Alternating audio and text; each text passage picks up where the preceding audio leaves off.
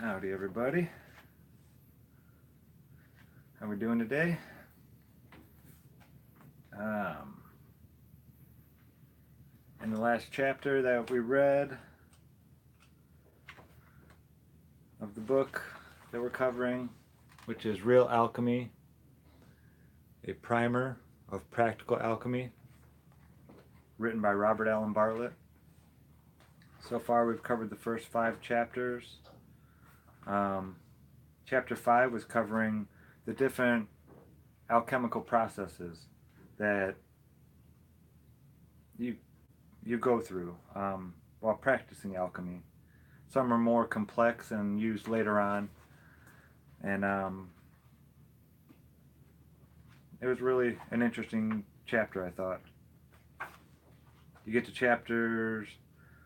We've covered herbal alchemy so far, making spagyric elixirs. We've dipped into it a little bit, and now we're going to be going into we've covered the theory behind alchemy, the history, astrology, and how that and alchemy are combined. We've had our introduction into laboratory alchemy, which was learning about elixirs and how easy they can be to make. Good starters to learn. And then chapter 5 was the alchemical processes. Now we're going to be getting into this is called herbal alchemy. And this is going to be getting a little bit deeper into some more some processes that take a little bit more work. How are we doing, Chris? Always a pleasure to see you around. Yeah, this one we're going to be getting into ENS tinctures, which is really neat. Much more strength to them than the 7 basics that we talked about earlier. We're going to be getting into making the vegetable stone, which is very interesting. And circulatum minus will end that chapter. And then we're going to be getting into waterworks, chapter 7, which is just one of the most interesting chapters, I think, in the whole book. Really, really cool stuff. So we'll be getting into that here real soon. Well, give me 1 second. Come on, guys. Let's go. Come on, beef. Come on. Go on.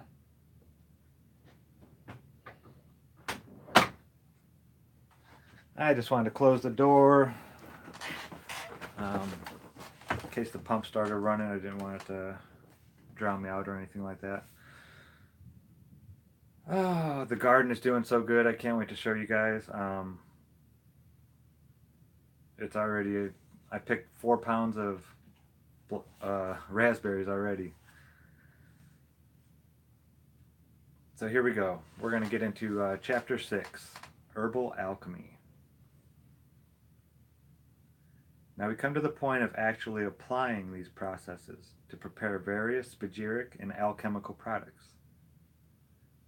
We describe the preparation of the 7 basics as a prelude or first step on the alchemical path. There are many different ways to obtain the 3 essentials and many preparations for use along the alchemical path, each with unique medicinal and initiatory powers. We have talked about tinctures and elixirs. Now we are going to explore several others with colorful names and surprisingly powerful effects. The magistries. The process for producing the so-called magistry of a plant has several variations. This one comes to us from Paracelsus. It is fairly simple and requires only a distillation setup, some fresh herb, and a little 190 proof alcohol. We can produce 7 magistries from different plants, each ruled by one of the 7 planets, or each one of the planets, just as we did for the 7 basics. The process requires a series of digestions and distillations which volatilize the 3 essentials followed by a final circulation. Here is the method. Take a fresh plant and chop it up a bit. Put it into a container and pour your alcohol over it until the herb is covered. This should be rectified spirit of wine, but any strong potable alcohol will work. Seal it, then let it digest at about 40 degrees Celsius, 104 degrees Fahrenheit, for 1 month. Then take the matter and gently distill it in a water bath until it is dry. Be careful not to burn it. Pour this distillate, which now contains the liquid of the plant as well as the alcohol you started with, over some fresh herb, and again digest at 40 degrees Celsius for 1 month. Distill the whole again and collect the distillate, which will have increased in volume again. Repeat this process of digesting fresh herb in the distillate for a month and distilling until the volume is 5 times the original volume of alcohol used. If we used 100 milliliters of alcohol to start, we will end up with 500 milliliters total at the end. Circulate this final distillate for 1 month, after which time the magistery will collect as oily-looking drops and either sink to the bottom or float on top, depending on the herb's nature. Collect this with a dropper into a small vial and keep it sealed well. Paracelsus says 1 part of this magistery has the same effect as 200 times the quantity of the corresponding dried plant. So half an ounce of that plant's nutritional value would be equal to having 100 ounces, or half an ounce of this liquid is like having 100 ounces of the plant's good stuff. In his work entitled Paramirium, Paracelsus describes 5 powers which form the root cause of disease in man. These powers, which he terms ens, or entia in the plural, are subtle influences, spiritual, yet involved in physical causation. The so-called ens tinctures are held to be effective at these subtle levels and considered by many to be among the most powerful spagyric medicines which can be used to correct our own imbalances, bringing us to a state of physical and spiritual health in a much more powerful way than the 7 basics. One modern operator writes, "The ens manifest the high initiatic virtue of the plant in its made form. Since alchemy has no set rituals, no lodges, or methods of advancement other than the work itself, all initiation is said to be interior in this form of esotericism. We initiate ourselves into the work, and the work initiates us to a higher and deeper level of awareness. The nature of spagyric tinctures, and in particular the ens, is to clear out the blocks in our psychic makeup and anatomy, similar to what is called nadis or yoga or meridians in acupuncture. This subtle anatomy allows for the exchange of information between the dense physical world of matter and the subtle psychic world, of which it is an extension." That was from Mark Stavish, Practical Plant Alchemy, 1998. The simplest ens tinctures are prepared from herbs, and like our 7 basics or magistries, one can be made for each of the 7 planetary rulers for each day of the week. The preparation of the ens tincture is only a bit more complicated than our simple spagyric elixirs, and yet their effect is held to be comparable to an elixir which has greater maturity and potency. The simple skills we learn from this experiment will serve us in future works upon the mineral realm. There are a number of methods suggested for preparing an ens tincture. The following method is perhaps the most common. It derives from the works of Paracelsus and specifically from a commentary on his life and works by Franz Hartmann. So this will be preparing the ends tincture. This is what I'm going to be trying this year. The same materials are used as previously described for making the 7 basics. The alcohol must be very strong, not less than 95%. In addition, 1 or 2 pounds of potassium carbonate will be needed, and a wide glass dish like those used for baking. Potassium carbonate can be purchased from a chemical supply shop, or you can also get it in a ceramic supply, often under the name of pearl ash, for substantially less cost. In the old days, potassium carbonate was known as the salt of tartar.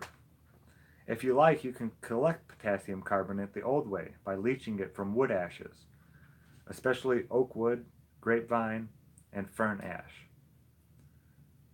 This will give you something to do with all those ashes you clean out of your fireplace or wood stove. Just scoop them out and place them into a large plastic bucket. Pour clean water over them. Tap water is okay. Stir and let settle. Pour off the clear liquid from the top. Filter and evaporate the water. Be careful, because it is quite caustic and can burn the skin and seriously injure your eyes.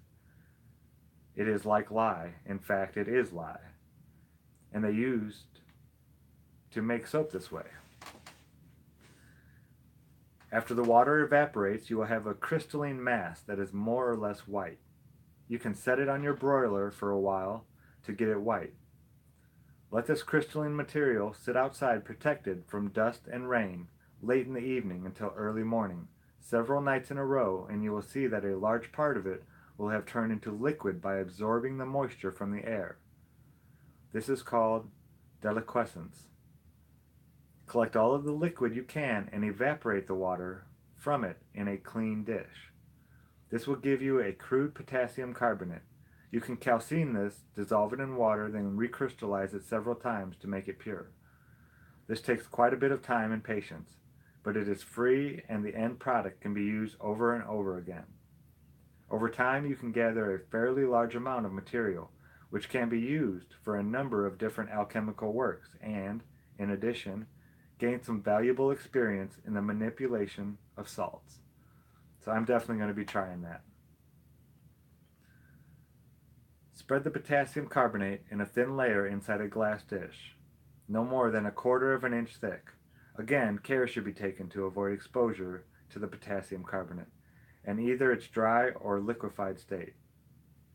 So be sure to wash your hands thoroughly after handling to avoid any contamination, especially of your eyes, which can be seriously damaged.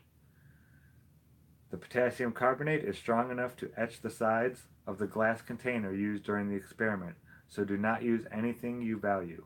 It will likely be destroyed. Place the dish in an area where it will be exposed to the night air. As the potassium carbonate liquefies, it absorbs the moisture carried in the air. This moisture is said to be the vehicle of a universal fire, or a vital force, which is most easily obtained in the spring and early summer months. I bet that's a little different if you're on the outer ring. Anybody lower than the, or further out than the equator, it's probably the exact opposite. Well, no, I guess it would be considered their spring and summer month then. So, yeah. Excuse me. We'll have much more to say about this later, it says. Draw off the liquid as it accumulates into a clean container. This liquid is called the oil of tartar per deliquium. When several ounces of liquid have been collected, you can begin the extraction procedure. It is best to filter the liquid through a ball of cotton or glass wool prior to use. Paper filters absorb a lot of the liquid and tend to fall apart due to the corrosive nature of the fluid. Place about 2 ounces of finely ground herb in a clean, dry jar and pour in the clear fluid you have collected and filtered. Beginning this operation when the planet ruling the herb is in a powerful position will assist you in your work. Pour in enough fluid to cover the top of the herb until it becomes fully liquefied mass. This allows space for thorough shaking and seal with a tight plastic lid. Digest for a week or two with periodic shaking. Now, it doesn't say to do it every single day in this one. The liquid will become darkly colored during this time. Carefully mix the mixture through a nylon stocking and place the liquid into a clean vessel. Remember to use gloves and eye protection for this. Now pour an equal amount of strong alcohol, at least 95%, and shake daily to ensure the two liquids mix, as the lighter alcohol will float on top. If the two liquids do not separate, it means there is too much water in the herb or the alcohol. Slowly add solid dry potassium carbonate to absorb the excess water. If separation does not occur, you will have to start again. Whew, that'd be a pain in the butt. The alcohol extract floating on top will be the ENS tincture that will be removed after the digestion. The alcohol will become darkly tinted after a few days. After about 2 weeks or longer, you can carefully draw off the alcohol tincture from the top of the oil of tartar herb layer. Allow it to stand for a day or two, then filter for use. It is helpful to let it stand in a freezer during this time, so that any water containing dissolved potassium carbonate will tend to crystallize out more easily. You want to get the best separation of the two liquids as possible. Remember to save the oil of tartar for future use. It can be dried, calcined, and used again. See, a lot of the things you have in alchemy can be used over and over and over again. They're just, it's more or less a tool. It's not a recipe of the end product. It's just something that you're using to make the end product as strong as possible. In general, 5 to 10 drops of the ENS tincture is taken in a glass of wine or water on the day ruled by the planet of the herb. It will have an effect on the subtle or astral body of the user, as well as enhanced medicinal qualities of the particular plant. Take note of both physical effect and how it affects your habitual thought and emotional patterns. See, it's not just physically, but spiritually and mentally. It will heal you. And this is one of probably the neatest parts that made me really want to try alchemy. Is the Primum ens Melissa. And the Melissa plant is also known as the lemon balm plant, which I have quite a bit of now. So the Primum ens Melissa. Perhaps the most well-known ENS extract is the Primum ens Melissa. Paracelsus mentions the herb Melissa with high praise and says it is loaded with an easily obtained quintessence of great rejuvenating virtue. Franz Hartmann mentions an often quoted case of its use by Lesébure, a physician of Louis XIV of France, who gives his Guide to Chemistry, written about 1685, an account of some experiments witnessed by him. One of my most intimate friends prepared the Primum ens Melissa, and his curiosity would not allow him to rest until he had seen it with his own eyes the effect of this arcanum, so that he might be certain whether or not the accounts given of its virtues were true. He therefore made the experiment, first upon himself, then upon an old female servant, aged 70 years, and afterwards upon an old hen that was kept at his house. First he took every morning at sunrise a glass of white wine that was tinctured with this remedy, and after using it for 14 days his finger and toenails began to fall out, without, however, causing any pain. He was not courageous enough to continue the experiment, but gave the same remedy to the old female servant. She took it every morning for about 10 days, when she began to menstruate again, as in former years. At this she was very much surprised, because she did not know that she had been taking a medicine. She became frightened and refused to continue the experiment. My friend, therefore, took some grain, soaked it in the wine, and gave it to the old hen to eat. And on the sixth day the bird began to lose its feathers, and kept on losing them until it was perfectly nude. But before it had passed away, new feathers grew, which were much more beautifully colored. Her comb stood up again, and she began again to lay eggs. Now, I don't, that's hard to believe. It really is. Um, but I'm going to try it. I want to see what happens. Um, yeah, that's all I'll say about that. I'll let you guys know when I'm doing it. But yeah, we'll see what happens. But yeah, that just, and I've heard this in other alchemical books that I've read and stuff like that. They talk about this, the Melissa plant, the lemon balm plant, and THC Anthony. He has a great channel. He works mainly with cannabis and hemp making medicine out there in Portland or in Washington and Oregon. But he filled me in that lemon balm is full of cannabinoids for your endocannabinoid system that we have.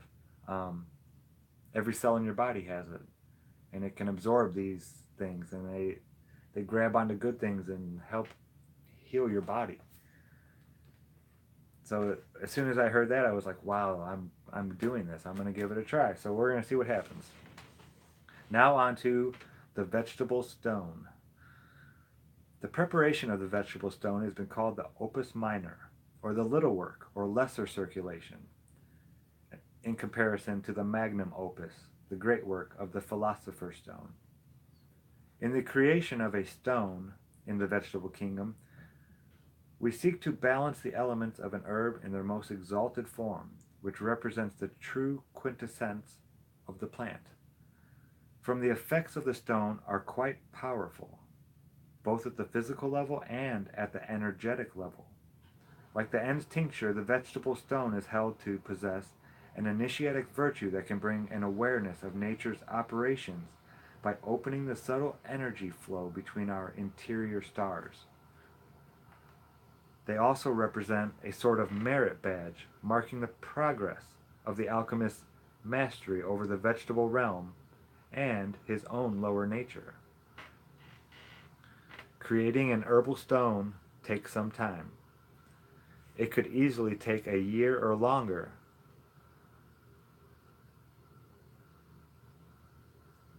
No, the philosopher's stone actually it's a stone that resides within the alchemist.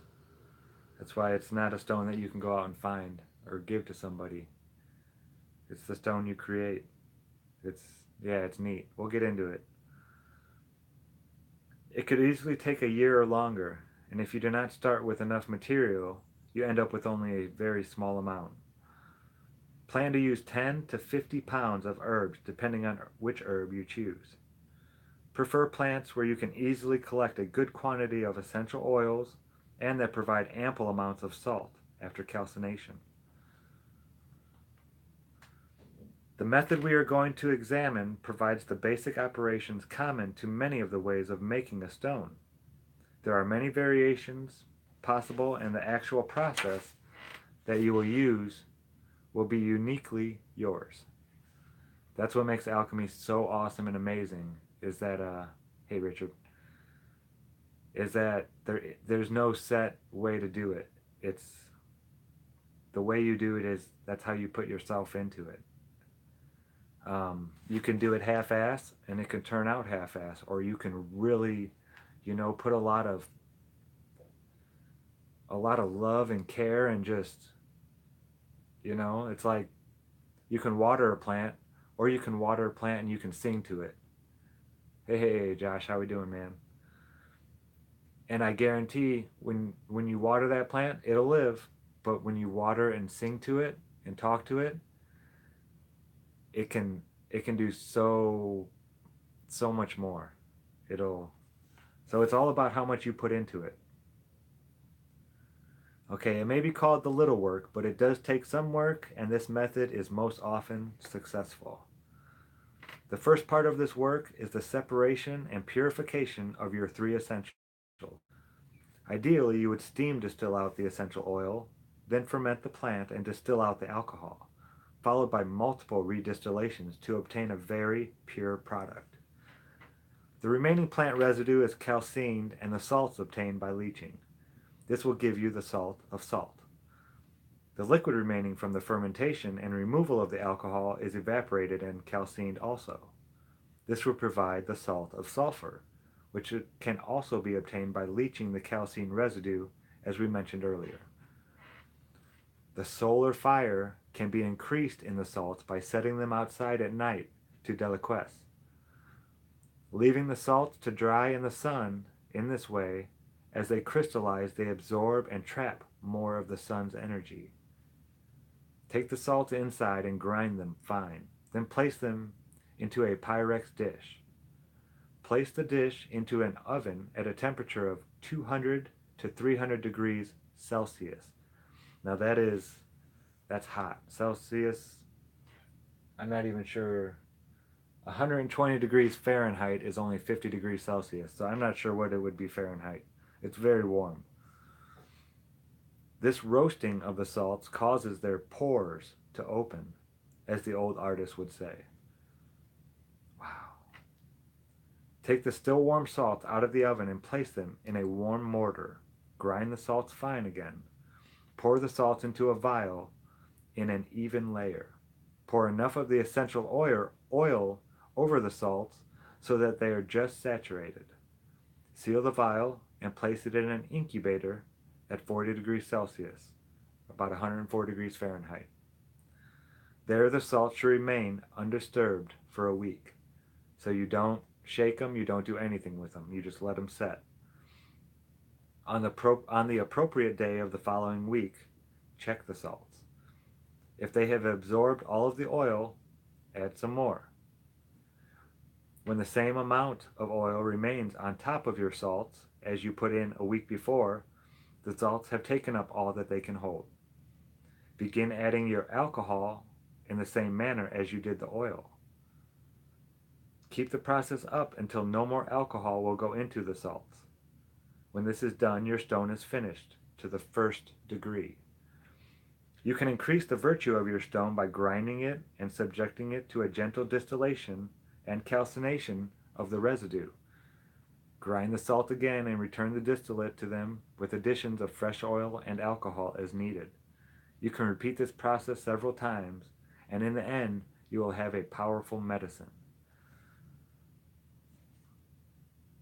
You can mature your stone by allowing it to digest in the heat of the incubator for 6 months to a year. If it appears to dry out, continue adding fresh oil and alcohol in equal amounts to keep it moist. If done properly, the matter will congeal to a hardened stone, which will work to separate the essentials from a macerating herb simply by immersing it in the herb water mixture. Now, okay, I'm going to read it again. Just listen to this. This is so amazing. Just think you have a water and herb mixture. No alcohol, nothing added. You just have some water and some herbs floating in a jar, right? If you make this stone properly, it will make a stone which will work to separate the essentials from a macerating herb simply by immersing it in the herb water mixture. So it will take your alcohol, your oil, and your salt, and it will separate them for you. You won't have to do any of the... It's magic, folks. It sounds just like magic. I'm definitely going to try this one too. Now it tells you right here though. Now listen to this part. This is the kicker, okay? In using the stone medicinally, a small amount is taken in a little water or wine. The effects are related to the stone's planetary and can open doors of perception to its particular sphere, providing lasting insight to the various realms we have been discussing. The effect on the general health can be astonishing and quite overpowering. This is the reason that the preliminary purification of the artist using preparations such as the 7 basics is highly recommended. So they're telling you have to When you're using things this pure and this powerful and strong, you need to make sure that you're as powerful and strong too. Because if you're not, it might have overpowering, overbearing effects on you maybe. That's why they say it's recommended to go through the certain steps, the seven basics, the ends, and then work your way up. It didn't say it yet. It'll say it up here in a little bit then. The downside to all this. Circulatum minus. The so-called circulatum is essentially a liquid version of the plant stone, which acts as a powerful menstruum or solvent in the extraction of plants. The most concise description of its preparation comes to us from a small book first published in 1690 by Baron Urbigerus, entitled Circulatum minus Urbigeranum. Well, he didn't have a big head or anything, did he? As with the vegetable stone, preparations of the circulatum depends on the marriage of the three essentials derived from the plant and purified prior to the recombination. So I'm going to read that one more time. As with the vegetable stone, preparations of the circulatum depends on the marriage of the three essentials derived from the plant and purified prior to, so it's the same thing as doing it with the plant, with the stone. You're separating them, and then you go through a variety of distillations over and over and over again to purify it more and more and more. In practice, a fairly large amount of salt and salt of sulfur are required, since the final volume of circulatum will depend on their combined volume. The combined salts are fully saturated with the essential oil and digested at 40 degrees Celsius for several weeks. Again, 104 degrees Fahrenheit. Additional oil may be required during the digestion, and the whole should be stirred often until it becomes of a thick honey-like consistency. Unlike the vegetable stone, the circulatum uses the excess of the volatile components. So that is to say, the amount of volatiles is always greater than the fixed salts. Urbigerus recommends addition of bituminous sulfur to this mixture in order to aid volatilization of the salts, which is the key to this preparation. This bituminous sulfur is derived from the resin of the particular plant, or that derived from another plant which it is more plentiful. He recommends Copavian balsam, but other sources include pine, cedar, yew, and Canadian balsam. Add just enough to thicken the matter and solubilize the salts to the honey-like consistency. The organic acids present in the resin assist the volatilizing the salts so that they will distill over united with the alcohol later. I'm going to read that again. That just didn't come out right. The organic acids present in the resin assist in volatilizing the salts so that they will distill over united with the alcohol later. I'm sorry, it's hard for me to see that happening in the glassware and stuff. After the period of digestion, add rectified alcohol at 6 to 8 times the volume of your matter. Seal and let digest at 40 degrees Celsius for another 2 weeks to a month. Now the flask is a distillation train and gently distilled down the honey-like consistency again. Be careful not to push the fire too high and drive the sulfur over or burn the matter. Take all of the clear distillate and pour it back over the matter in the flask. Seal and digest again for 2 weeks. After this, distill again. This process is called circulation, and the cycle must be repeated 7 to 12 times to complete the preparation. The final distillate should be clear and have a sharp penetrating odor, quite unlike the original alcohol. This is now the circulatum. In use, the circulatum is generally poured over a fresh, finely shredded plant and shaken. The liquid may become milky, depending on the quantity and qualities of the plant's oils. The extracted plant residue will fall to the bottom, and the milky emulsion will coalesce into drops of oily liquid that rise to the surface. This oily liquid contains the essentials of the plant, including its salts, so carefully collect it and save for use. Wow, so everything, it doesn't, wow, I wonder if it doesn't say it does that with the stone.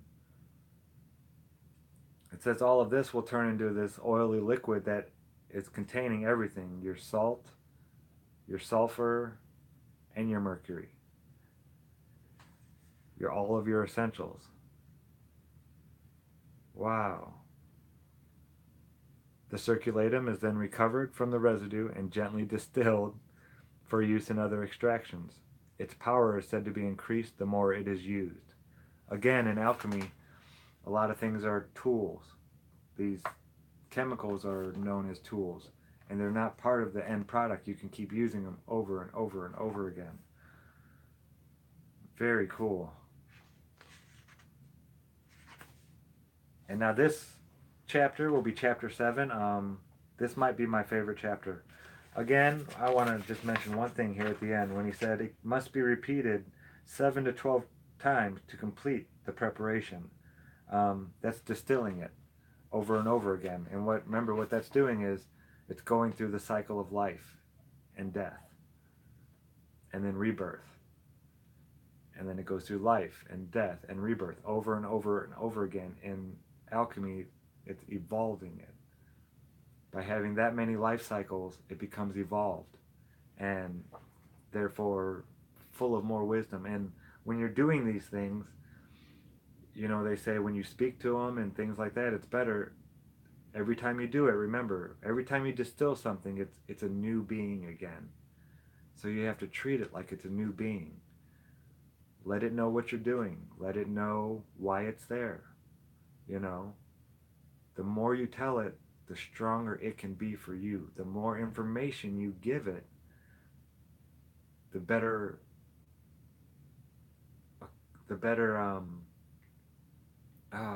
situated it will be to helping you. Make it wise. This is going to be a part of you one day.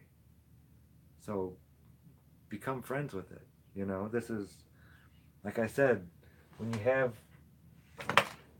your tinctures, this isn't the end product here. The liquid that I have in my little vial here, that's not the end product. This is just part of it. The end product is within. The end product happens in here. That's where the final transmutation takes place. And all the magic really, really happens. It's you combining all these things together with you. And you need to be as pure as you're trying to make them. I mean, it's not fair for you to put them through all these things and for us not to suffer at all. We need to, cleanse our salts and our souls and our spirits just as much. And there's so many ways to do it. My favorite way is just to get out there with nature a little bit and, get in tune with it. It really, really helps put things into perspective and clear out the soul.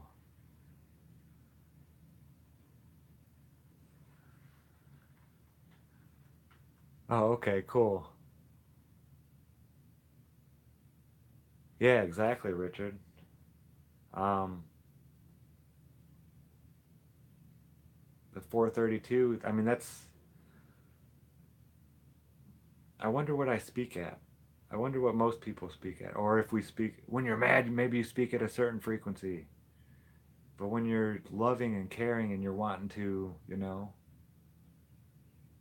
I wonder. It's got to be something good. We have to be able to control these things ourselves, you know? But yeah, my plants, when I'm out planting, I love a lot of music, but I love Bob Marley at 432. Um, It's just good mellow mood music. Um, it's always a positive message, even like Redemption Song. We got to fulfill the book. It talks about bad things, but it also talks about fixing these bad things. Okay, so we're gonna step on to chapter 7, the waterworks. This is an amazing chapter, folks. It talks about rainwater, and how there's so much power in the rain that, oh, it's just, okay, here we go. Chapter 7, the waterworks. Yeah, absolutely, Richard. 432, I love it. Practical alchemy, as an experimental art and science, provides a means of exploring the works of nature and gaining first-hand knowledge of these operations. The old masters were often called chemical philosophers, and they understood the essential unity of all creation. By exploring materials in the laboratory, they came to an understanding of the more subtle realms preceding the physical manifestation.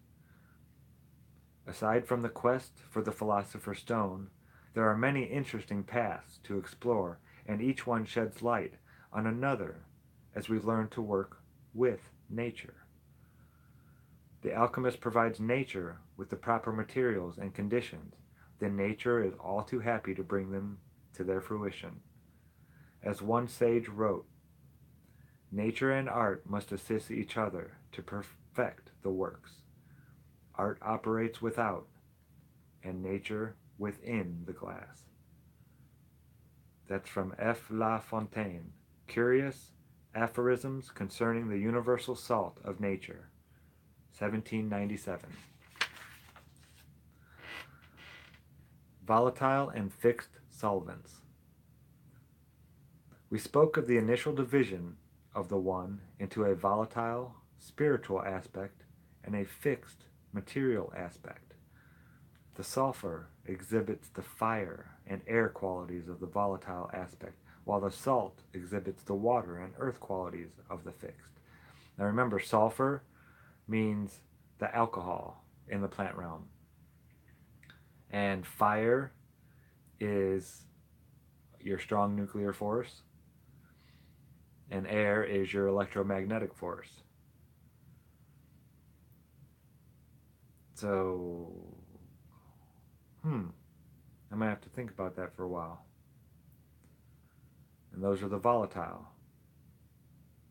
While salt exhibits, so salt is our body, the matrix, if you will, of the thing, of the object, of the plant, exhibits with the water and earth qualities of the fixed. So the water, of course, is our weak nuclear force, the nuclear force that breaks everything down, and makes sure that nothing lasts forever. And then your earth is what physicists today would call gravity. It's just another form of electricity. It's the force that, makes up and down. The mercury acts on both worlds and can be of a fixed or volatile nature. That's the oil. On the practical level, we use a mercury to extract or separate the essentials of our matter, and this can be with a fixed solvent or a volatile one. In general, a volatile solvent evaporates more rapidly than water. A fixed solvent evaporates less quickly than water, but in alchemy, it is in their action upon our subject matter which shows the real difference. In herbal alchemy, we use the alcohol as our volatile solvent and produce what is called an unfixed tincture. If instead we extract our plant with vinegar, we will obtain a fixed tincture because we used a fixed solvent, such as vinegar. In winemaking, the plant dies, and its spirit enters the watery medium as the alcohol. If we leave this open, the wine will go through a second death as the wine becomes vinegar, which fixes the spirit. These two spirits, one fixed and one volatile, lie at the heart of practical alchemical work in the herbal realm and the mineral realm. Medicinally, the volatile or unfixed elixirs are warming, energizing, and toning in their effects, while the fixed elixirs are cooling and contracting. Unfixed tinctures are said to be more effective in acute illness, while fixed tinctures are more useful for chronic diseases. This is from Isaac Newton himself, from Keynes MS 64. Remedies that are unfixed heal unfixed diseases, and the radically fixed, non-volatile ones expel fixed diseases, which do not move the excrements through evacuation, but through sweating and by other means. Huh. I'm trying to look for some of his alchemical works, Isaac Newton. They say he was more of an alchemist than anything. But I want old books. I don't know. I just don't trust a lot of this new stuff. I shouldn't even trust a lot of the old stuff, but it seems like there was a little more truth being told back then than there is now. Okay, the water works. There are some experiments we can do which lie at a borderline between the vegetable and mineral worlds. One very interesting area concerns the use of salt as magnets for subtle forces, which then become available for our work in the laboratory. Another, which we will examine first, is the work upon water itself. Water is a strange creature. It is the only substance on our planet, on our plane. You know what? I'm crossing that shit out. There is no planet in my book. Where's that at? Yeah. Sorry about that, folks. Okay. Water is a strange creature. It is the only substance on our plane that exists in solid, liquid, and gaseous states at the same time under the normal range of temperatures and pressures we experience. As mentioned earlier, the sun radiates the vital energies throughout our solar system. This universal fire of life is one of the alchemist's secret fires. As this spiritual fire hits our atmosphere, it condenses in the air and is carried by it. As the air fills with moisture, the universal fire condenses even further and moves into the water. The water gathers and it starts to rain. This water, charged with the secret fire, a universal mercury. Now that's important. It's a universal mercury. Can be used in all three kingdoms: animal, plant, mineral.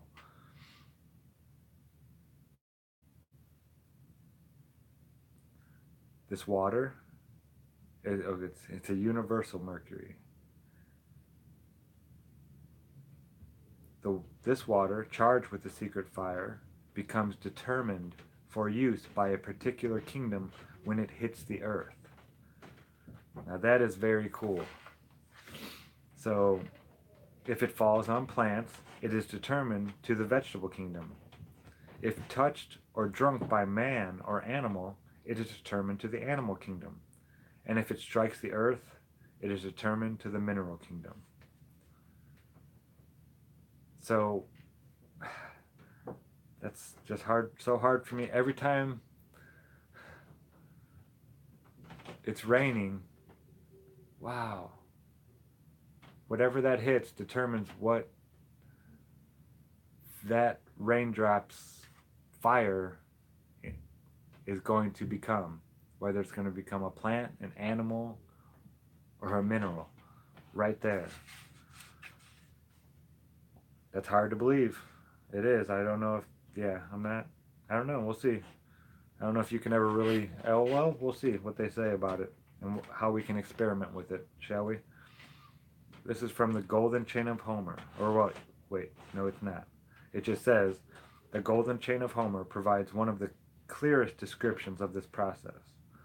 The text describes the universal fire generating an invisible and most subtle humidity, which consequently undergoes a gentle fermentation to generate the universal acid, the most subtle spiritual, incorporeal niter, spiritus mundi. Okay. A most subtle, spiritual, incorporeal niter spiritus mundi. That's what it says. As this universal acid enters the atmosphere, it becomes more material and meets an alkaline, passive principle, whereupon it becomes fixed as native niter. In modern practical alchemy, the element hydrogen is attributed to fire, nitrogen to air, oxygen to water, and carbon to the earth element. So hydrogen is attributed to fire, but that doesn't make sense. I get the nitrogen to air, oxygen to water, and carbon to the earth, but oh well. Since fire is something that's holding everything together, I don't know. I don't know.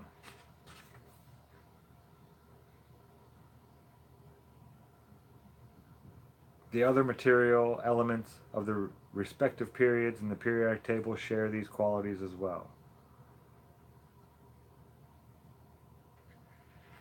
I don't know about all that. The periodic table stuff. Hydrogen is the most abundant element in the universe. Okay, so this guy knows what's in the... Yeah, see, the fact that he's still on a globe is one of the things that... I don't know.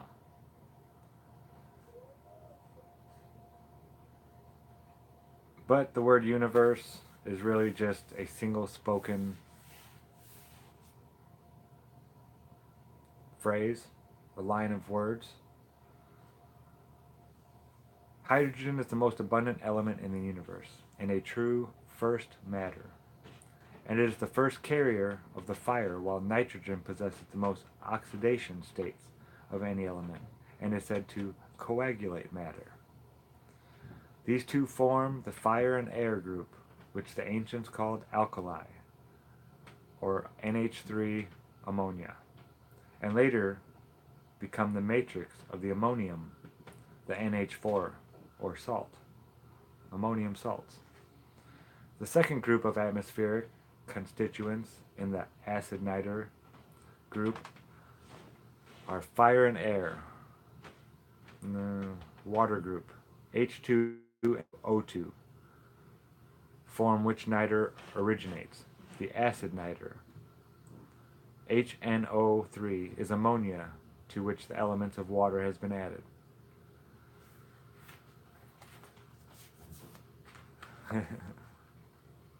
The practical work, or the spirit of the world, the embodied alkali, is in the ammonium radical.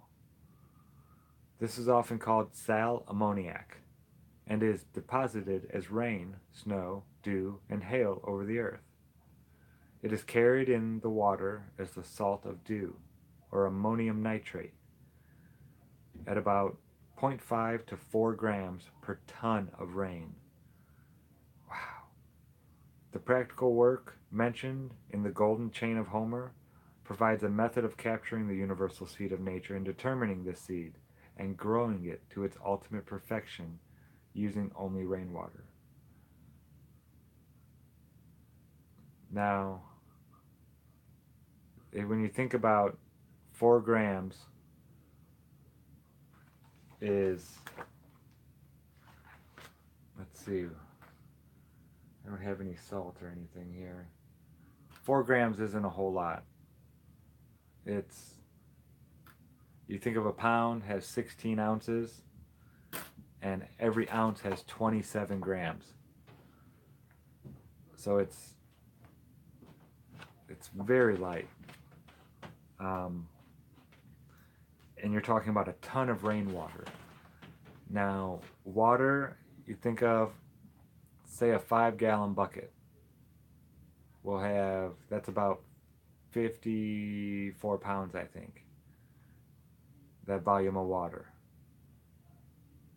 So it would, I don't even want to do the math. 20 would be only 100 pounds. 25-gallon buckets of water. 100 times 20, so like 2,000 buckets of rainwater will give you that little 4 ounces or whatever of that salt.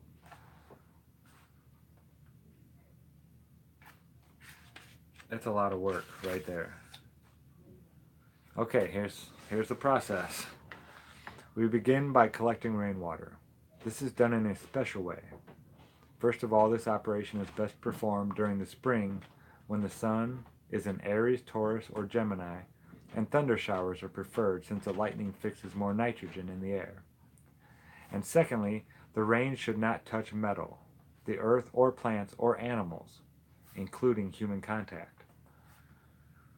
The operation is easily done by staking out a piece of plastic sheeting and leading the runoff into a catch bottle or plastic bucket. It is good to filter all the water collected. Cover the container with a piece of cloth to keep dust out, but let the water breathe. Place it in a warm spot, 30 to 40 degrees Celsius, so that's 86 to 104 degrees, so about 85 to 100 degrees, somewhere around there, to ferment for at least a month, but longer is better. Some wait a year or even more. At the end of this time, you should see white to brownish solid-like tufts of cotton floating in the water. Have any of you ever seen that stuff floating on the top of water? People will leave buckets of water inside somewhere and it'll be, pretty warm. It'll be by a water heater or something like that. And they'll be sitting there for years and you open it up and there'll be that white, like it says, it looks like cotton floating in the water. Well, that is known as the universal gur, or the seed of nature. Place all of the water, including the gur, into a distillation apparatus, and very gently sweat over the first quarter of its volume. Label this distillate as the fire and air of water. Raise the temperature and continue the distillation until most of the water has come out, over, but not to dryness. Label this distillate water. The residue which remains is placed into a dish and slowly allowed to dry in the sun, labeled as earth of water, and contains the universal gur. The text continues with the instructions for moistening the earth with various proportions of the fire, air, and water fractions to generate mineral, vegetable, or animal life in the gur. It is said that the universal seed can be determined in order to grow any specified form to maturity. Now, what he just said is he can grow an animal with rainwater.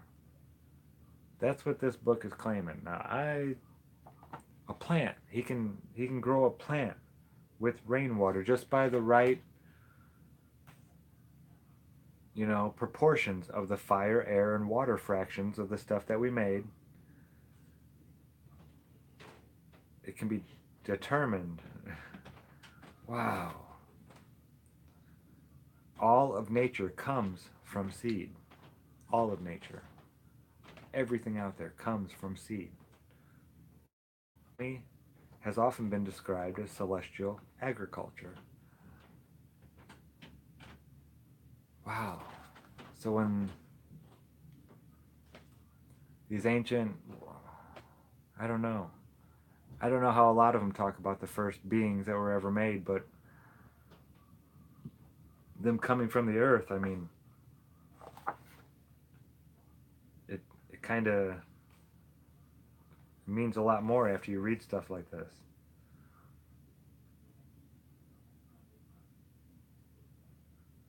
Wow. Okay, the sevenfold or 4x3 distillation. Another common method of separating the elements of water is called the sevenfold distillation, or 4x3 distillation.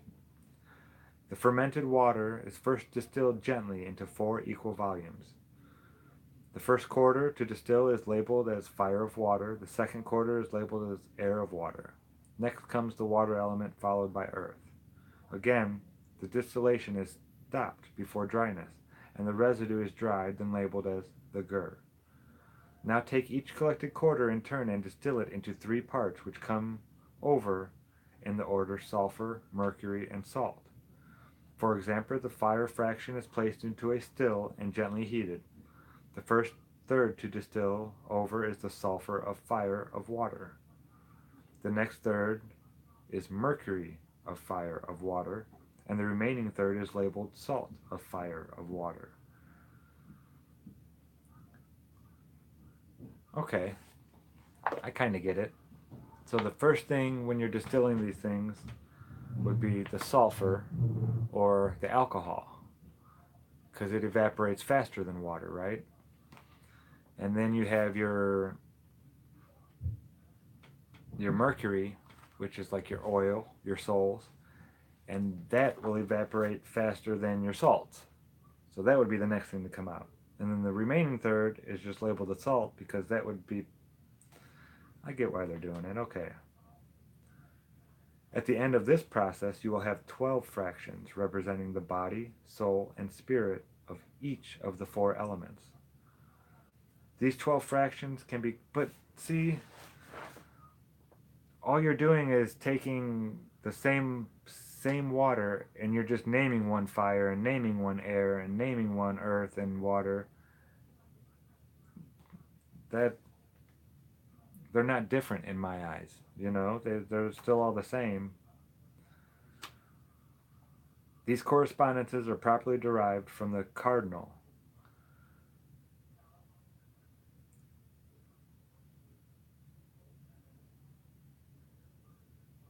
Yeah. Oil is the sulfur. No. Sulfur.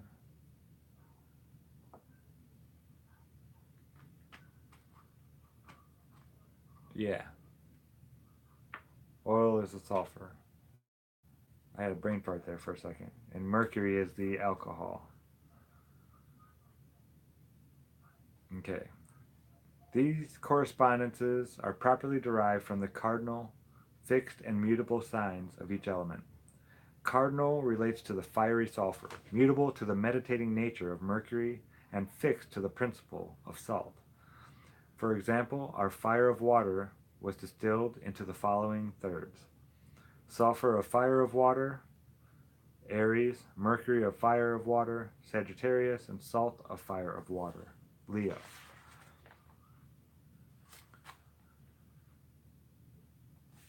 It is said that by the proper manipulation of these water experiments, one can even grow and multiply metallic gold, much as is done with any vegetable seed crop. Although it is not commonly known, the alchemists understood the mineral realm to have its own form of seed, just as the vegetable and animal worlds have their unique forms of seed. We'll come back to this idea later. The various works on water can be quite educational with regard to the operations of nature and lead to some surprising results. The work itself requires some labor in distilling because a fairly large volume of rain is needed at the beginning, but it is an inherently safe alchemical work. There are no toxic materials used and is available to anyone. The salts. A related line of operations capturing the universal fire into a corporeal form is the work with salts. By the use of certain properties of selected salts, we can capture and concentrate this vital, universal fire for our alchemical work of evolving our matter and ourselves. These salts form the basis for many of the secret fires mentioned in the alchemical texts. These act as a catalyst in the operation to effect separation or conjunction of the principles. This is from Jean Dubois, PON Seminars in 1992. The secrets of the ancients are in the salts. The magnetic salts should attract and capture the steel, the astral spirit, the universal seed, which, once concentrated, gives the germination power directed in accordance to the matrix in which it was incorporated. So there's still people practicing this stuff today and doing this. Oh, I'd love to pick their brains. There are a number of mineral and metallic salts which have a long association with the alchemical art. The 15th century alchemist Isaac Holland describes the hand of the philosophers as being an assembly of important salts in alchemical works. These salts include niter, or potassium nitrate, sal ammoniac, or ammonium chloride, vitriol, or copper or iron sulfate, alum, or potassium aluminum sulfate, and common salt, sodium chloride. Through their proper combinations and manipulation, anything can be made to yield its spiritualized essence. Holland describes them as keys to unlock matter. In his commentary to Basil Valentine's Triumphal Chariot of Antimony, Dr. Theodore Kirkring says, "Salts are keys. They open the chest wherein the treasure lies, but you must be sure to take the true key. Otherwise, you may spoil and lock and not open the chest." Later on, when we discuss mineral and metallic works, we'll get more deeply involved with salts.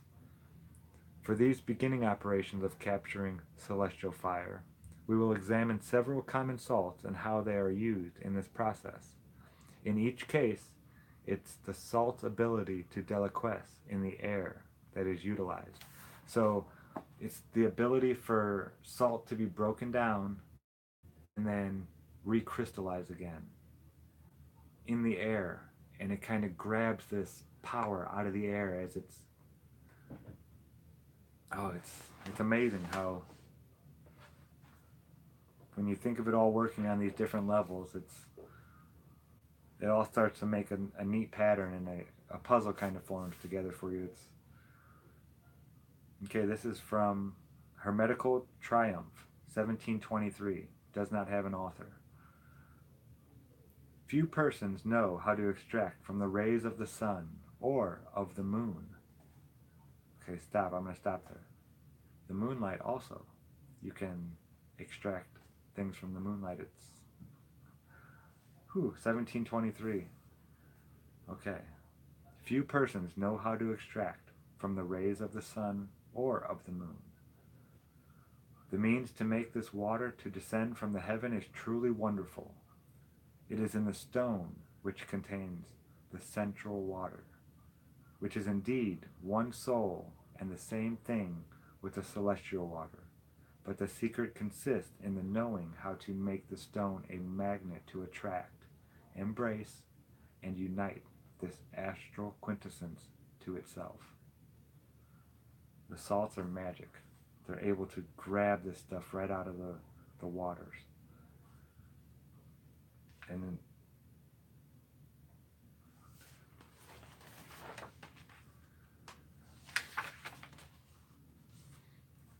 next we're going to talk on the salt of tartar.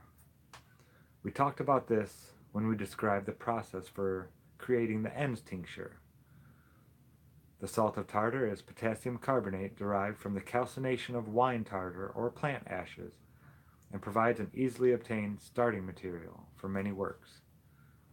Spread the salt in a thin layer, about 1/4 to 1/2 inch, in a glass baking dish. Set the dish of salt outside, protected from rain and dust, but exposed to the air. Do this in the late evening until 6 or 7 a.m. This is accomplished even better in the spring when the sun is in Aries, Taurus, or Gemini, because there is more of the universal fire with the generative forces present. The salt will deliquesce, or become liquefied, by absorbing the moisture of the air, which is loaded with the condensed universal fire, the secret fire. This liquid, called the oil of tartar per deliquem, was used in the ENS extraction. Remember, this liquid is quite caustic and will burn the skin and especially the eyes, so be very careful with it. Another use of it is to gently distill the liquid just to dryness. The clear, watery distillate has been called angel water and can be used in the recrystallization of the herbal salts. This liquid, loaded with the secret fire, becomes enmeshed with the crystalline matrix of the salts as they crystallize, thus revivifying them. This type of transference of subtle force always takes place in the liquid state. Thus the alchemist stressed solution as one of the important stages in the work. The volatile becomes fixed and the fixed becomes volatile. The dried potassium carbonate can be recovered and reused. Always, always hold on to that kind of stuff. A lot of it, they say, the more you use it, the stronger it becomes. Um, it's really neat. It's, so one of these days I'm going to have a big giant whole thing filled with all kinds of different jars and this and that. I've already got my idea how I'm going to label them and all kinds of stuff like that. Okay. The liquid distillate is also useful in plant extractions. It is said to be determined to the vegetable world because of the salt's prevalence in the plant ashes, and thus useful for all works in the herbal realm. Just as the potassium salts are said to carry the fire, the sodium salts carry the fire in the animal world. These elements lie in the same period as hydrogen, the fire element, in the periodic table, but at more densified levels. We can use common salt in the above experiment to obtain water charged with animal fire. The salt, just common NaCl, will not deliquesce but can absorb a significant quantity of moisture. Use pure dried sea salts, to which nothing has been added for this. The yield is much smaller, but just as powerful for work in the animal realm. Thank you, Richard. I'll have to look him up. Dew salt. Another salt often worked within is the... Okay, hold on. Dew salt. Another salt often worked with in the same way and mentioned earlier is called dew salt, or the heavenly dew salt. It can be derived from collected dew or rainwater, especially during a thunderstorm, but this is long and tedious. Hey, what's going on, Dan? The salt itself is ammonium nitrate. The dew salt is highly deliquescent and said to be determined to the mineral realm especially, but it is of a universal nature. Sometimes you can find this salt in gardening stores as a fertilizer, but it is becoming harder to find because of its use in creating makeshift explosives. There really is a lot of fire in this salt. It can be prepared by mixing nitric acid and ammonium hydroxide until neutral, then crystallizing. Solve et coagula a few times by deliquescence to revivify. Be careful with this salt too. It is a powerful oxidizer and can ignite various types of fuel materials. That's why it's used in explosives. You need an oxidizer. I actually have a book. We can go on it because I consider it alchemy, but how to make your own gunpowder. It's pretty neat. You can do it out of probably stuff you have in your home right now. It's crazy. It's a neat look. It's not very thick either. We can go through it in probably 2 readings, no problem. Okay. Distillation of this salt, when it liquefies, is stopped well before the dry point. Crystals will form which can be reused. This distillate can be used in various operations in the mineral work in place of distilled water. This distillate is loaded with the mineral fire, which can be transferred to our subject in order to reanimate it. Copper salts also carry mineral fire, as copper is part of the group 1b elements in the periodic table, and thus related to the elements under hydrogen, all of which are carriers of the fire. So he's saying, let's see if he's even, I see hydrogen, lithium, sodium, potassium, rubidium, cesium, and francium. Now he just said copper was in there, and copper is, it says a transition metal here in the middle. So I'm not sure what he's talking about on the periodic table. That doesn't make too much sense to me. So I don't know.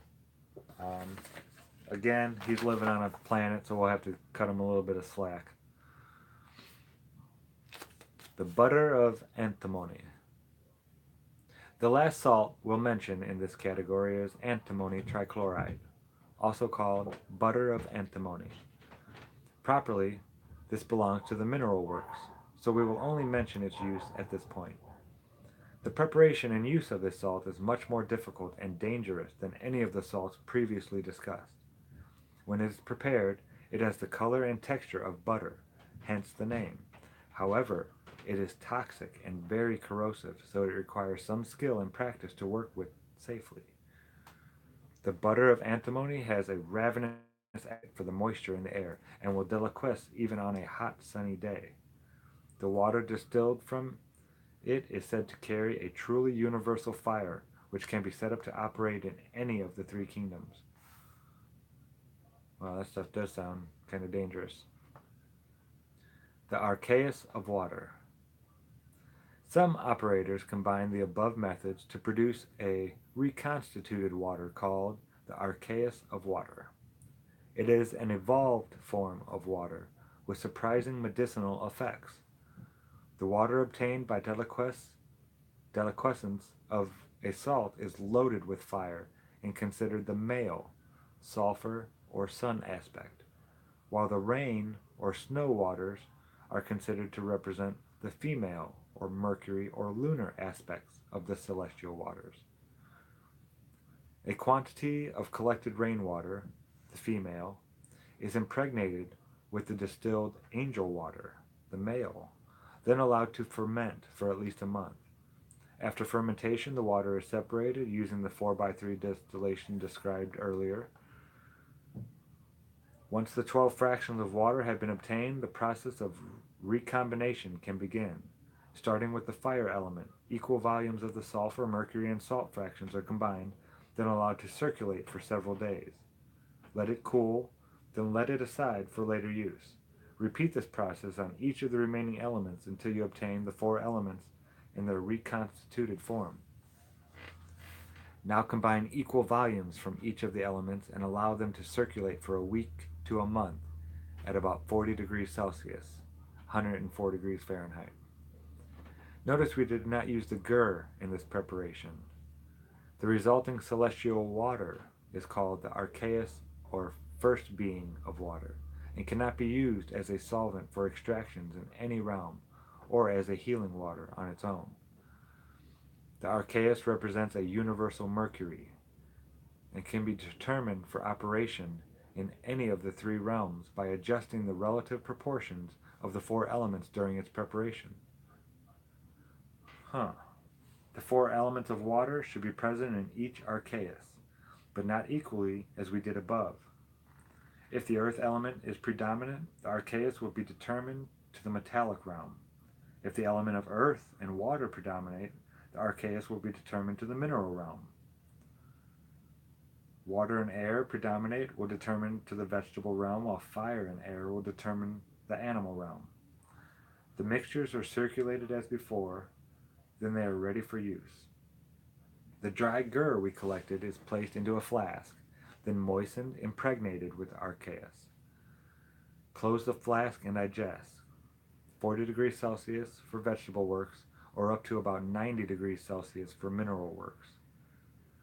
Wow, that's warm. Continue just moistening the gur as it dries out. I have a table here. Let's see, temperatures. Oh, it only goes up to 212 Fahrenheit. Well, yeah, okay, 90 degrees. It says 80 is 176 Fahrenheit, and 100 degrees Celsius is 212 degrees Fahrenheit. So about around 200 degrees or so. If you prepared an archaeus determined to the vegetable realm, you should see primitive plant life appear after some time. Now that's insane, isn't it? With just this water and that little bit of that foamy, cottony stuff, it says you can add this to that cottony stuff, and if it's determined to the vegetable realm, you should see primitive plant life appear after some time. As soon as this plant appears to die, calcine the material and add the ashes to fresh gur. Now begin the process of imbibing the gur with the archaeus again. After some time, a new and more evolved plant life should appear. This whole operation can be repeated as often as desired in order to observe the progression of the plant life. If instead you prepared an archaeus determined to the mineral realm, the moistened gur will at first become gritty, like sand, and pass through various colors. It is said that if the proportions are correct, you may even develop a few grains of gold and silver. These operations with water are generally long-term. They require some labor at first and long times for digestion. Like trying to cultivate a rare orchid, success may require you to make several attempts. They do provide some interesting experience and insight to alchemical work wherein nature is assisted by art. And that's the end of the chapter. Next week, another really cool chapter, Return to Fire. It talks about celestial fire, and it talks about there being, sorry about that, there being two suns. It talks about there being the main celestial fire and then the condensed celestial fire that we actually see here. It's really cool stuff. So if you all give me just a second, I'm inside in the air conditioning down here, and it's like 65 degrees in here and 111 outside. So I'm going to take off my pajama bottoms and this thing, and we'll go take a walk out in the garden and go walk around for a little bit, all right? Check out how everything's doing.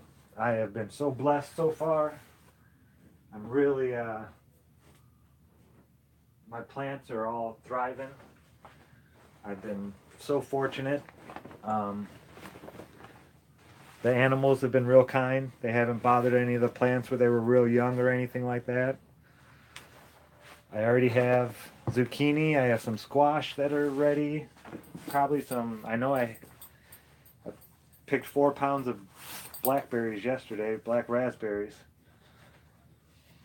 I was going to do a fire outside and preserve them, make preserves. I'm still going to do it, but I froze them all right now because it's just too hot out to be playing with fire. So you can just wash them off and rinse them with water and then throw them in the freezer, and then I can throw them in later and they'll be fine. Whoop. All right, Richard. Thanks, man. Much appreciated.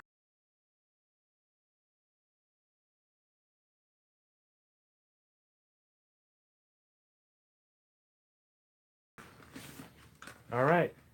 Oh, let me take this thing off of here, too. And we are going to go for a walk, folks. All right.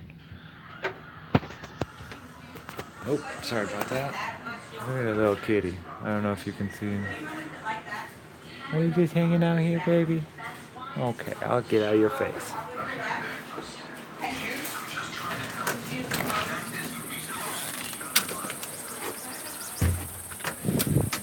All right. Whoa. It is humid out here. My glasses just fogged up crazy. Well, it's just that much hotter. Okay, it's probably going to skip for a sec, folk. I'm going to turn it on to the, turn off the Wi-Fi and go to the outside one so I don't lose you guys.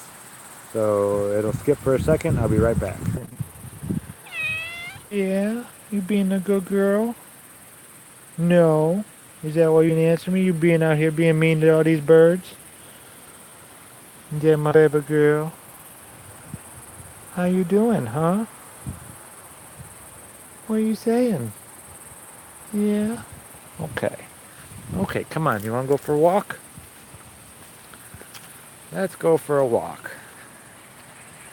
All right. I hate showing you guys the garden when it's like this in the middle of the day because all the leaves are hanging so low. But you can see how it's spreading out and starting to cover everything. Nimnet, thank you so much. I doubt you're watching right now, but gave me the idea to put all these sticks down. I'm going to make a video about it later today. But because they are climbers, they're vines, and they like to grab onto things and climb up them. I guarantee we're going to have a bunch of them climbing up on this chicken wire all around the outside edge here. Yeah, they're going to take over. It's going to be really cool. But we do have some pickles already. Let me take my shoes off here. Hashtag garden barefoot, always. Let your plants know you're there. Hi everybody, how we doing today? I know it's so hot and humid. I know, you guys are looking good though. Everybody's looking good. Yeah, look at you all still standing up when it's 110 degrees out. Good job. I'm not seeing, there's a pickle in there. I don't want to really move the leaves around too much. There's one. Right there, I'll just get a little bit closer. Let's make sure I don't step on any of you guys. There's a pickle started. Now by the 4th of July last year, or not last year, that was a couple years ago, but I started a couple weeks earlier. So in a couple weeks I'll have lots of, there's another pickle right in there. Cucumbers are coming along really well too. You can see some of them right in here. Couple cucumbers there. Here's one that's almost, they're getting there. There's a couple nice sized guys.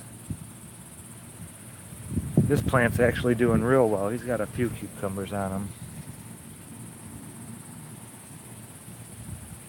And this guy's already starting, look at this. This is so cool. I know, baby girl. You see the cucumbers? You see them? But see how they're grabbing onto the wire here and pulling themselves up? They have little arms. You got to make sure they're not grabbing onto each other too much, too. But they're all doing real well. Even the, we're going to get rid of this garbage. Those are not mint. The mint's standing up real good. Here's what happens to the garlic. It's always early. See how that's all dead looking on top, all this stuff? But I leave it there so I know where my garlic's at, because I'll be using it here when I'm making pickles. This is all mint. It's really thin. It's not as thick as the other mint. But it's growing nice and tall, and these are my babies right here. This is the lemon balm I was telling you about, where you make super magical medicines. They don't like this sun and this heat. That's why I have them closer to the edge of the house there.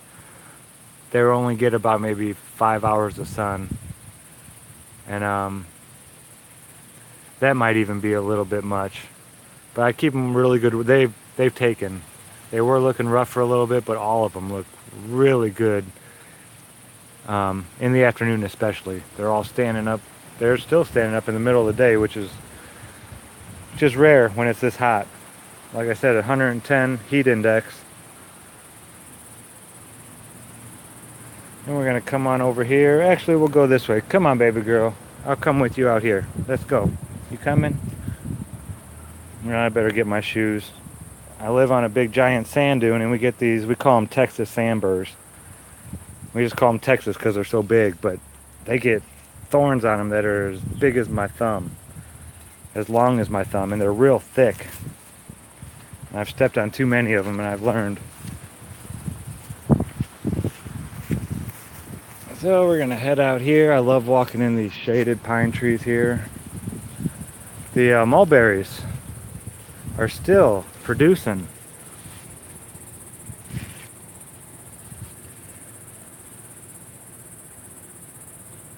Yeah, absolutely, Anthony. It's all amazing. The system that we live in, the way it works. But I'm gonna have to come out and pick some more of these mulberries. Real good. But the white ones mean that they're new mulberries. Cause I thought I picked this thing clean, but there's a bunch on there. I'm gonna have to check this one back here real quick. Oh, I wanted to show you these anyway. The real soft plants I was talking about that feel like velvet. Here's those yellow flowers at the top. They don't look super beautiful today. It looks like they're closing up because of the heat. But when they all open up on top, it is so pretty. I'll try to get some pictures of it for you guys. Yeah, none of them are really doing it any justice right now. Yeah, nature is the greatest alchemist, for sure. There's no better alchemist than nature. Yeah, I'm seeing white berries on this one too, and I picked this one real clean. Very cool. I did not know that mulberries would do that.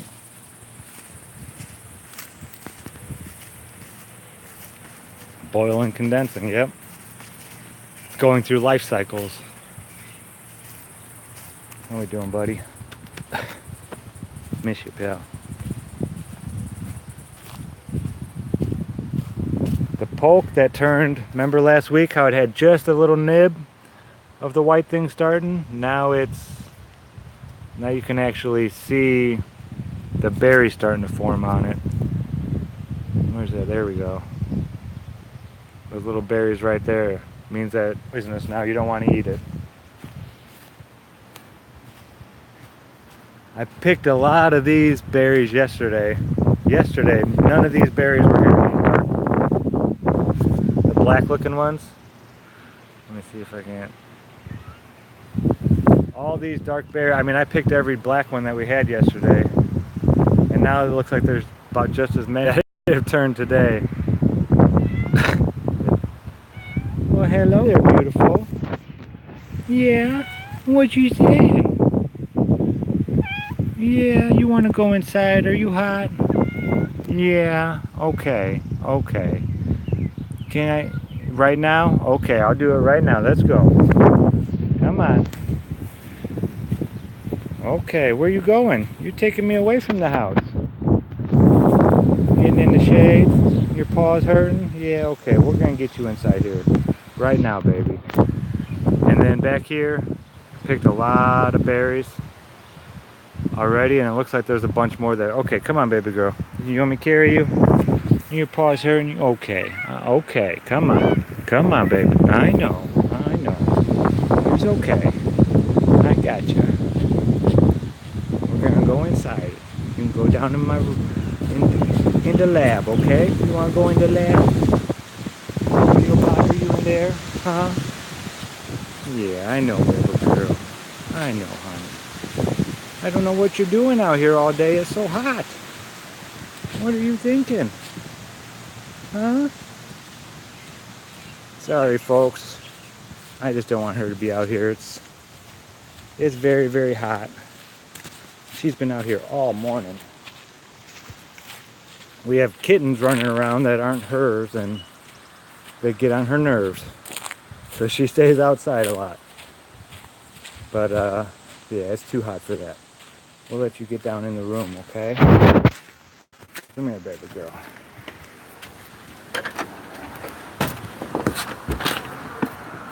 There you go.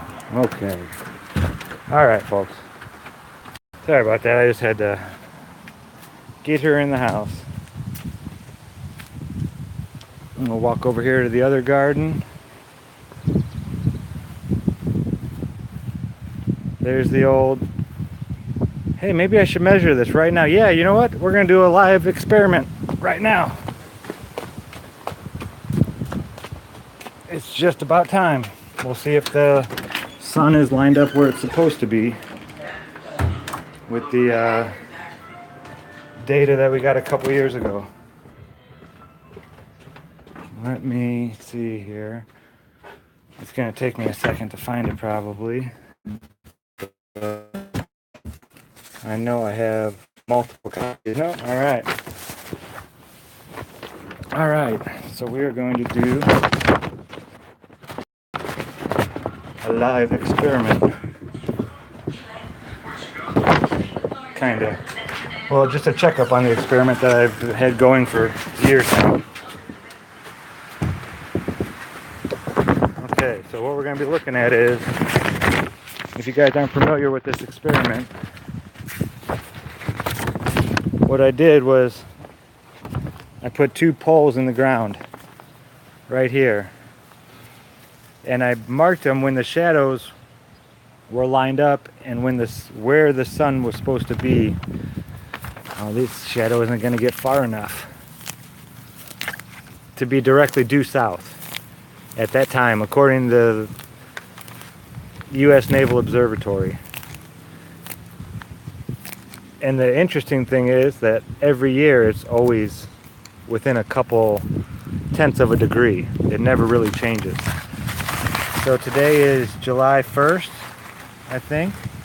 We have that one marked down. So at 12:51, it should be at 180 degrees south and 71.8 degrees altitude in the sky. I'm over here, sorry about that. July 1st, 12:51. 180 degrees exactly south, 71.8 degrees in the sky, and it is right now 12:36. Whoa, I don't know if that's going to happen. It looks like it might be early. How was I going to do this? I know what I can do. I got a piece of wood over here.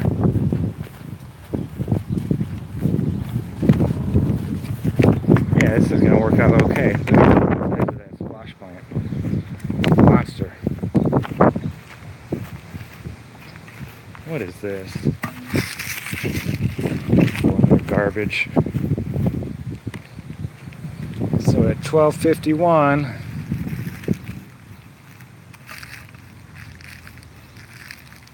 I'm going to do it without moving. At 12:51, both shadows should be off the wood. Hank! Hank! Hank! Where you at, Hank? Hank! That stinker. Where did he go? Hank! Well, I might have to cut this short, folks.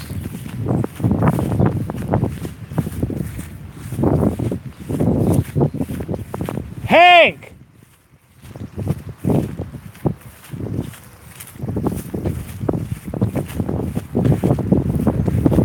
Yeah, he left his yard. He did this the other morning. That little stinker. Oh, I want to do this. Maybe I can get there and I don't know. But as always, thanks for watching.